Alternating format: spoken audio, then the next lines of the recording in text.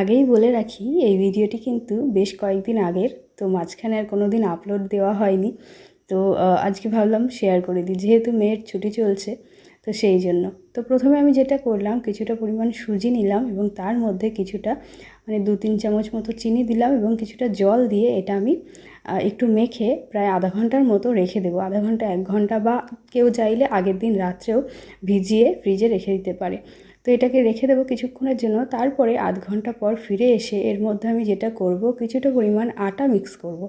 তো 2 থেকে 3 চামচ মতো আটা মিক্স করে নিলাম। তো এই রেসিপিটা খুব সহজে হয়ে যায় এবং বাচ্চারা কিন্তু খেতে পছন্দও করবে। একটু মিষ্টি মিষ্টি হবে খেতে। তো তারপরে যেটা করব, তাওয়ার মধ্যে কিছুটা পরিমাণ ঘি দিয়ে দেবো এবং তারপরে যে ব্যাটারটা রেডি করলাম সেটা দিয়ে ছোট ছোট করে প্যানকেক মতো বানিয়ে নেব। তো সুজির প্যানকেক বলা চলে একরকম, তো সেটা বানিয়ে নিচ্ছি। আর তারপরে এপিট ওপিট করে একটু ভালোভাবে সময় নিয়ে এটাকে ভেজে নেব বা সেঁকে নেব। কেউ চাইলে ঢেকেও দিতে পারো, ঢেকে দিলেও ভালো হবে।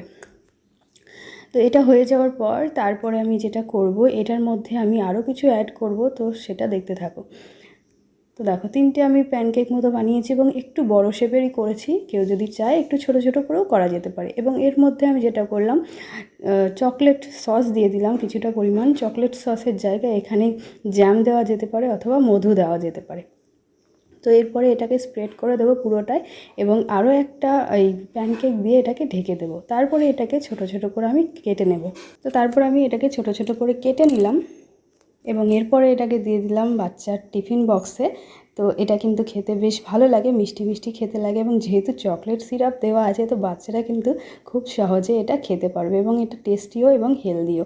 তো যে কটা করেছিলাম সবটাই প্রায় দিয়ে দিয়েছি এবং তার সাথে দিয়ে দিলাম কিছুটা পনির ভাজা।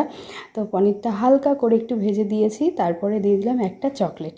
যদিও চকলেটটা একা খাইনি, ফ্রেন্ডদের সাথে শেয়ার করেই খেয়েছিল। আর এর সাথে আমার আজকের লাঞ্চ বক্সটা রেডি হয়ে গেল। তো কেমন লাগলো ভিডিওটি অবশ্যই জানাবেন ছোট্ট একটা কমেন্টের মাধ্যমে। সবাই ভালো থাকবেন, সুস্থ থাকবেন। ধন্যবাদ ভিডিওটি দেখার জন্য।